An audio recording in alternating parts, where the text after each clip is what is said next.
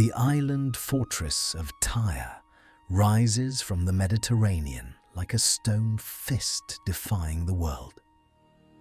Its walls, ancient and unbreached for centuries, tower 40 feet above, waves that have protected it from every conqueror who dared approach.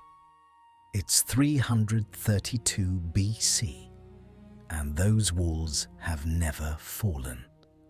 Not to the Babylonians, not to the Persians, not to any army in the 1,000 years since Phoenician hands laid the first stones.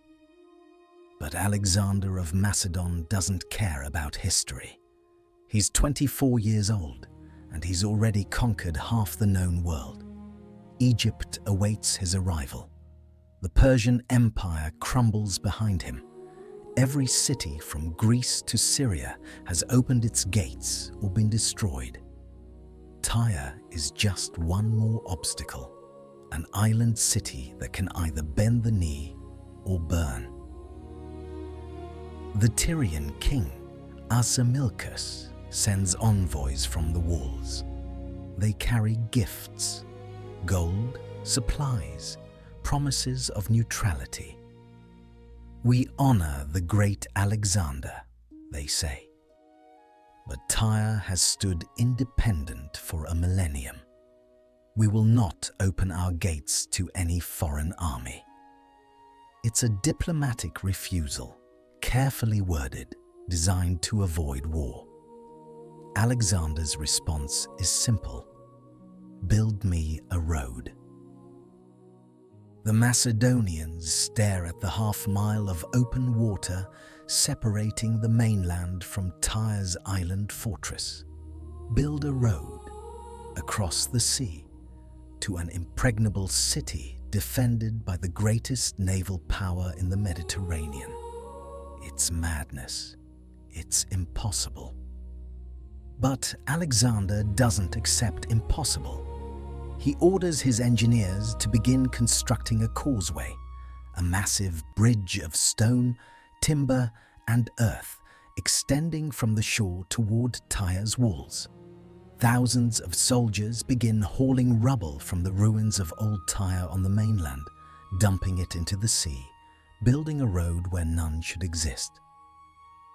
From their walls, the Tyrians watch in disbelief that slowly turns to horror. He's actually doing it. Week by week, the causeway grows, inching closer to their island. They unleash their fleet, war galleys that have ruled these waters for generations, raining arrows and fire on the workers. They send divers to sabotage the construction. They pour boiling oil and heated sand on anyone who comes within range. But Alexander doesn't stop. The causeway grows wider, bristling with siege towers. The Mediterranean itself is being conquered, forced to submit to Macedonian will. And the Tyrians, watching their impossible defense crumble meter by meter, begin to understand what the rest of the world has learned. When Alexander wants something, he doesn't negotiate, he takes it. And God help anyone standing in his way. If you think ancient warfare was swords and shields in open fields, you haven't seen what happens when engineering becomes a weapon and the sea itself becomes a battlefield. Here on Brutal History, we build that causeway stone by stone through the months of siege, the naval battles and the crucifixions that followed. Every view, every like, every subscription keeps the memory of Tyre's 30,000 souls from sinking beneath the waves of history. To understand what Alexander did to Tyre, you need to see the man who turned impossibility into strategy. Alexander III of Macedon wasn't just a conqueror. He was a force of nature wrapped in human skin, trained from birth to believe that limits existed only for lesser men. Born in 356 BC to King Philip II of Macedon and Olympias, a princess who claimed descent from Achilles, Alexander grew up believing he was destined for godhood. His tutor was Aristotle, who filled his mind with philosophy, science, and the tales of Homer's heroes. His father gave him armies and taught him that power came from the edge of a sword. By 13, he was taming horses no one else could ride. By 16, he was commanding troops. By 20, after his father's assassination, he inherited an empire and immediately set about expanding it. The conquest of Persia began in 334 BC. Alexander crossed into Asia Minor with 40,000 men and a dream of reaching the ends of the earth. He smashed the Persian army at the Granicus River, then again at Issus, where he personally led cavalry charges that broke armies 3 times his size. By 332 BC, he controlled the entire eastern Mediterranean coast, except for one stubborn island city. Tyre wasn't just any city. It was the crown jewel of Phoenician civilization, a maritime empire that had ruled Mediterranean trade for 1,000 years. The city's wealth was legendary, purple dye worth more than gold, craftsmen whose work adorned palaces from Carthage to Babylon, merchants whose ships touched every shore from Gibraltar to the Red Sea. More importantly, Tyre's navy was the finest in the world. As long as Tyre remained independent, Persian fleets could use its harbors to strike at Alexander's supply lines and cut off his conquest of Egypt. The city's defenses seemed impregnable. Tyre sat on an island half a mile from shore, surrounded by water up to 18 feet deep. Its walls rose directly from the sea, 40 feet high in places, built from massive stone blocks that had withstood countless sieges. 2 harbors, one facing north, one south, allowed the Tyrian fleet to launch regardless of wind conditions. The city held enough food and fresh water from underground springs to last years. Every military expert of the age agreed. Tyre could not be taken by force. Alexander looked at the impossible and saw an engineering problem. If he couldn't sail to Tyre, he would walk. He ordered the construction of a mole, a causeway built straight across the sea to the island's walls.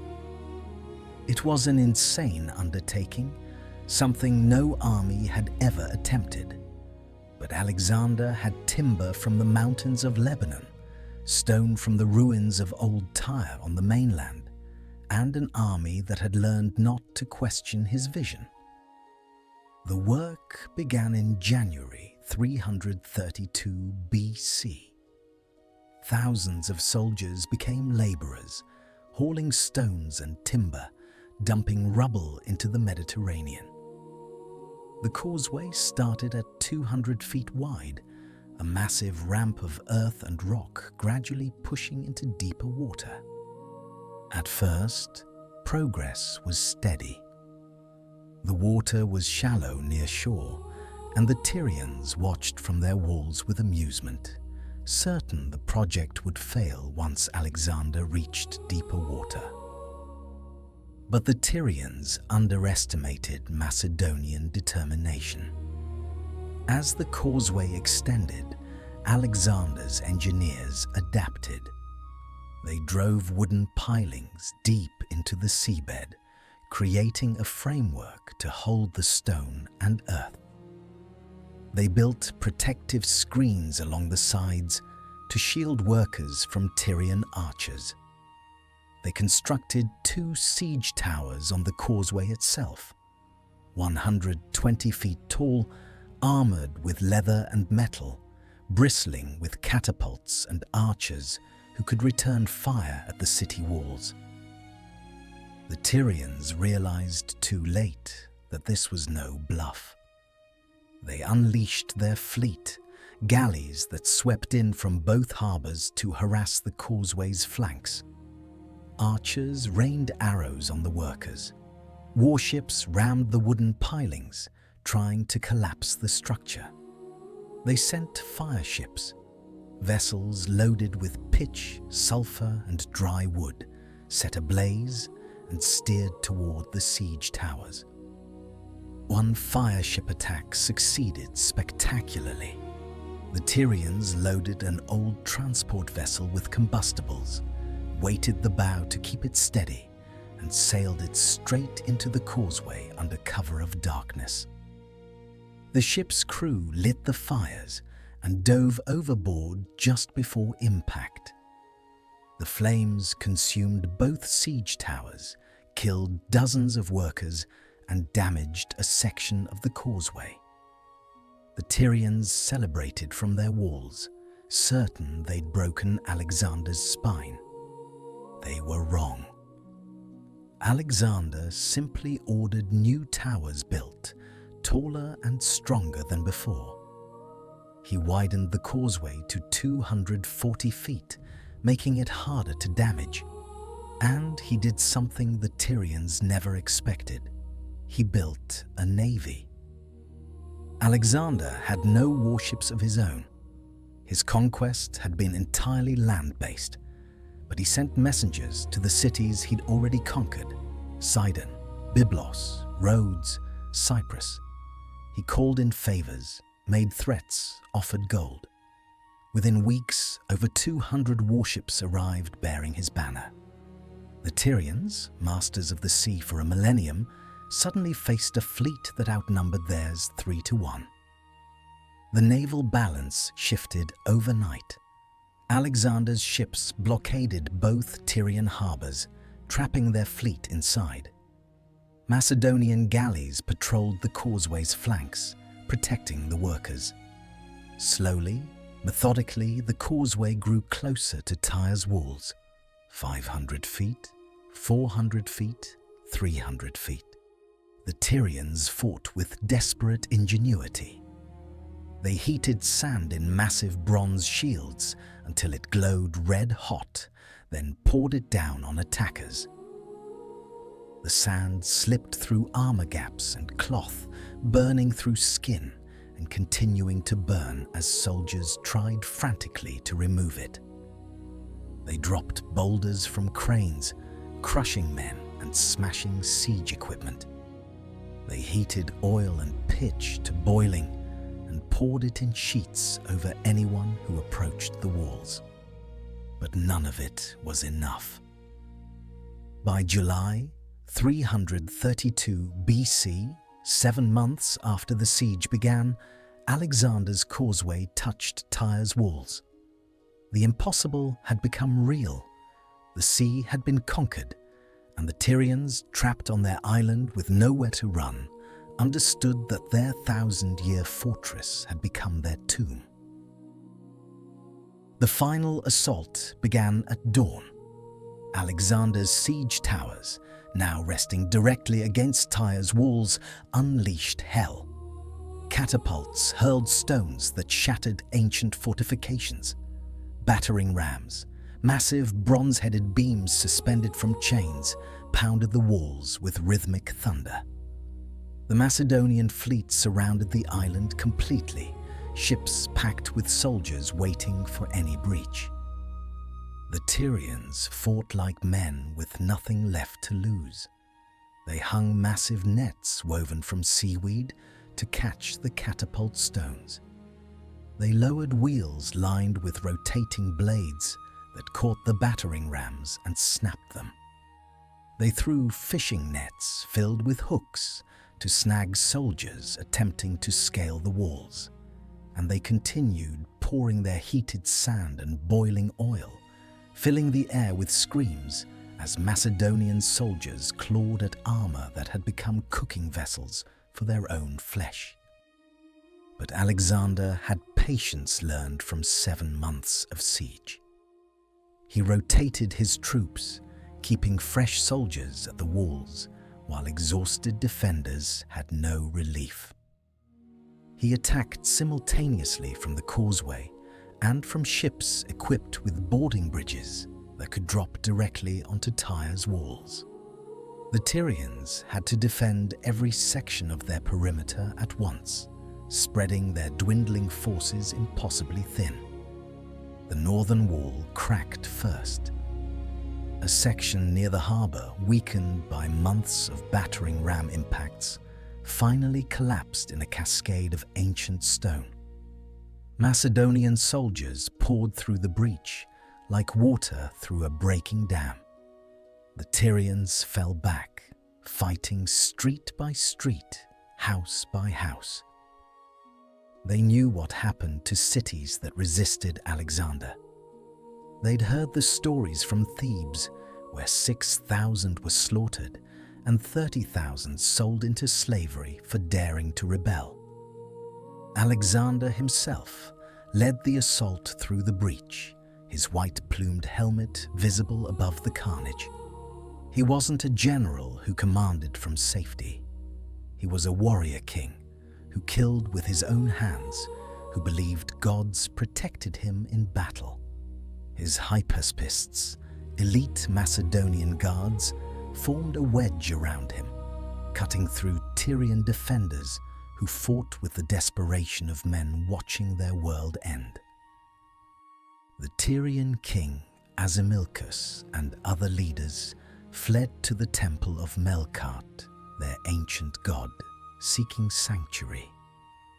Alexander's soldiers dragged them out. There would be no sanctuary, no mercy. The siege had cost Alexander too much. 7 months, hundreds of men, his reputation as unstoppable, briefly questioned. Tyre would become an example. What followed wasn't battle, it was extermination. Macedonian soldiers, rage-filled from months of watching comrades burned and crushed on the walls, swept through the city like a plague. They killed every fighting-age male they found. Women and children were herded into the city squares, screaming, crying, begging for mercy in a language their conquerors didn't understand or care to. Greek historian Arrian, who chronicled Alexander's campaigns, recorded the butcher's bill with chilling precision. 8,000 Tyrians killed during the assault. Another 2,000 fighting-age males crucified afterward, their bodies lined along the beach where the causeway met the island. A forest of crosses visible from the mainland, a message to anyone who considered resisting Alexander. The remaining 30,000 inhabitants, women, children, elderly, were sold into slavery, scattered across the Mediterranean to lives of servitude and degradation. The crucifixions were deliberate theatre.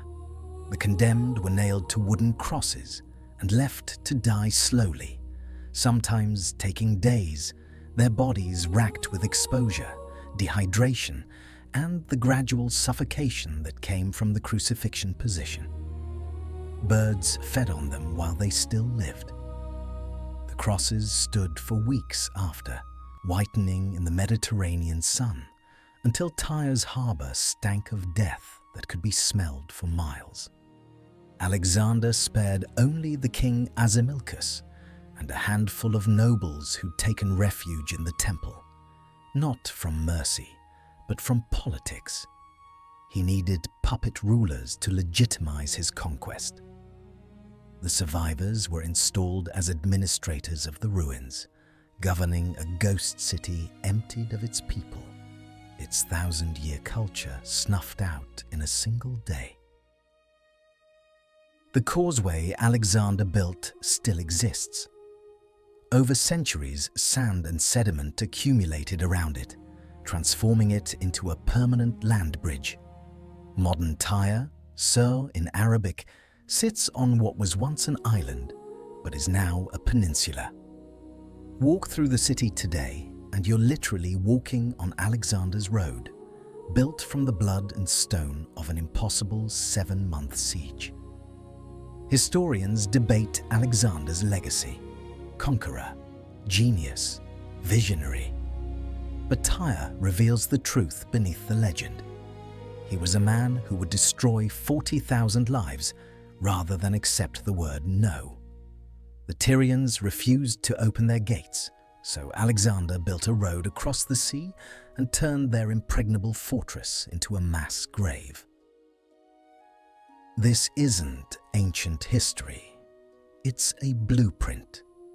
It's what happens when absolute will meets absolute power, when engineering becomes weaponized, when one man's ambition matters more than an entire civilization's survival. Here on Brutal History, we don't worship Alexander's genius. We count the cost. We remember the 2,000 crucified, the 30,000 enslaved, the city that stood for a millennium and died in a day.